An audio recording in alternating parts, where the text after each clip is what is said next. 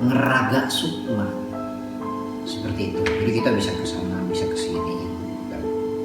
Sehingga pengalaman saya dulu waktu keluar ke alam mimpi, karena saya ingin bertemu seseorang di alam mimpi. Ketika saya keluar masuk ke alamnya, ternyata di alamnya itu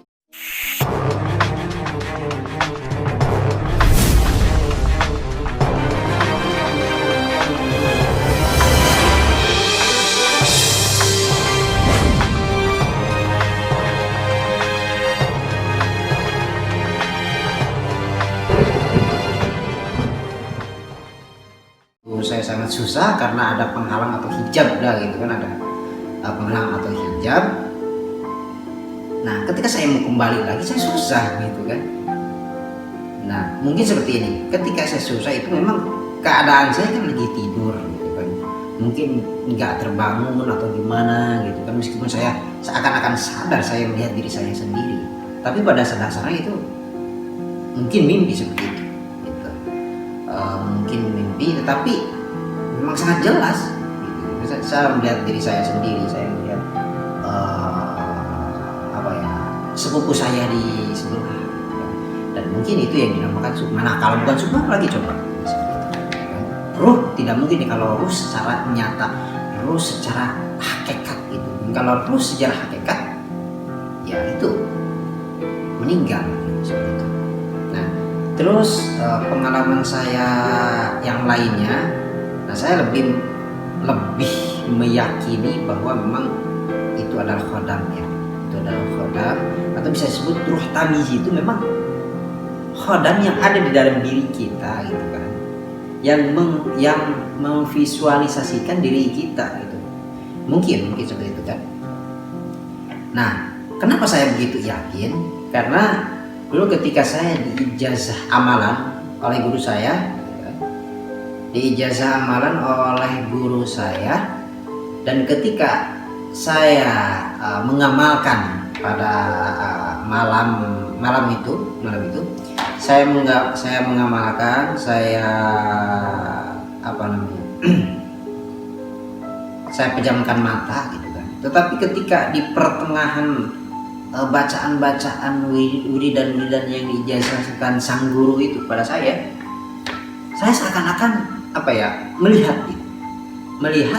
Tapi melihat diri saya itu lagi baca-baca wirid gitu kan, baca-baca wirid lagi, tapi di sisi yang lain saya melihat diri saya sedang duduk juga, sedang duduk, tapi yang satunya lagi tidak membacakan wirid itu, tidak. Jadi seperti ini biasa, seperti ini saya. Dan ketika saya melihat seperti itu gitu kan, melihat seakan-akan saya ada dua gitu kan, seakan-akan saya ada dua, saya bisa melihat ke belakang, saya bisa melihat ke depan, terus saya bisa melihat diri saya sedang wiridan juga, tapi di sana, masih tetap di sana. Nah tetapi yang membedakan adalah kita bisa melihat apa yang orang lain tidak bisa. Nah kebetulan saya di masjid di sana itu dekat sholatnya imam. Nah sholatnya imam ada tasbih. Nah ada tasbih yang yang tasbih yang buat imam khusus gitu kan, buat imam khusus, sehingga tidak ada satu orang pun yang berani memakai tasbih itu. Nah ketika saya melihat kepada tasbih itu, atau saya melihat tasbih itu gitu kan, nah di sana ada yang ada yang keluar di sana seperti asap, tapi setengah badannya itu seperti manusia gitu. Ya bisa dibilang mukanya agak seram-seram juga gitu kan. Dia tidak seperti manusia biasa, itu seperti halus banget seperti asap hitam gitu kan. Mungkin seperti agak-agak di film-film gitu kan. Sini ke depan. Nah katanya dia mau ikut. Nah yang semacam itu gitu kita bisa lihat bukan dengan mata lahir kita gitu kan, tetapi dengan kita pejamkan mata, dengan membaca itu, nah seakan-akan kita mempunyai 4 mata seperti itu. Yang mata zahir merem dan yang mata batin melihat gitu. Bahkan bisa melihat ke sekeliling kita. Ada teman saya yang mau pamit gitu kan, karena dia sudah selesai, saya melihat juga seperti itu. Terus yang keduanya masih mengamalkan seperti itu, saya lihat seperti itu lagi gitu kan, seperti itu lagi. Nah, lalu apa itu? Nah, itu mungkin di dalam keyakinan saya mungkin itu yang disebut sukma, atau itu adalah lembut kita yang menggambarkan seakan-akan itu kita, padahal itu bukan kita. Seakan-akan itu ruh, padahal itu bukan kita. Karena roh ya sesungguhnya itu tidak bisa keluar segampang itu, tidak. Karena ketika keluar dari badan kita maka sudah kita meninggal, seperti itu. Jadi kesimpulannya adalah yang keluar dari kita atau sukma itu adalah lelembut kita, atau mungkin bisa korin kita. Karena apa? Setiap manusia itu mempunyai korinnya masing-masing, yang dimana ketika lahir ke dunia itu sudah ada pendampingnya. Namun itu bisa jadi itu adalah korin kita, tetapi dengan ilmu Allah gitu kan, dengan ilmu Allah itu seakan-akan kita sendiri gitu. Jadi menggambarkan bahwa seakan-akan itu kita, yang keluar itu kita gitu. Kita bisa ke sana, kita bisa ke situ gitu, padahal ada yang mewakili gitu kan. Ada yang mewakili. Nah, seperti yang saya tadi bilang juga, itu ibarat seperti kamera. Nah, kita pegang kontrolnya di sini, kamera drone gitu kan. Terus kita mau ke sana, bisa ke sana, tapi kita tidak bisa apa-apa. Gitu seperti itu. Atau mungkin ada yang bisa apa-apa, bisa beradu gitu kan, atau apa. Mungkin itu drone-nya sama drone itu juga sama, beradu, bukan secara lahir kita, bukan. Gitu. Seperti itu.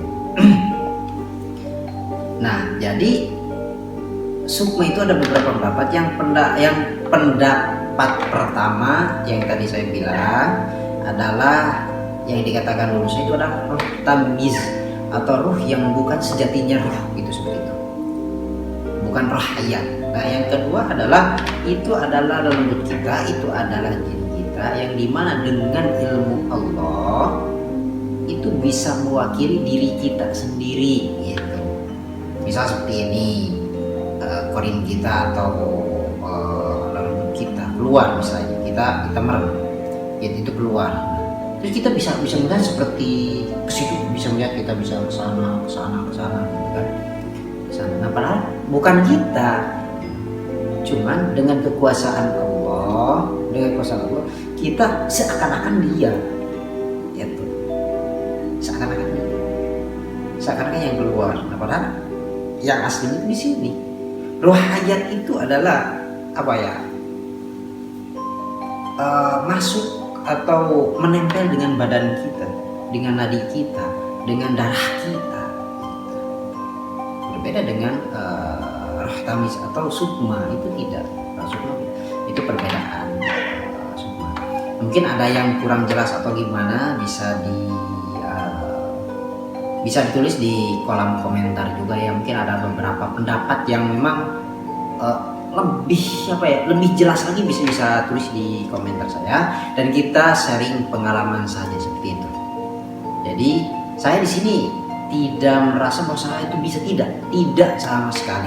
Cuma di sini saya mau berbagi pengalaman saja, gitu kan, bagaimana dan apa yang dirasakan. Ya, semoga bermanfaat untuk kita semua dan menambah sedikit pengetahuan,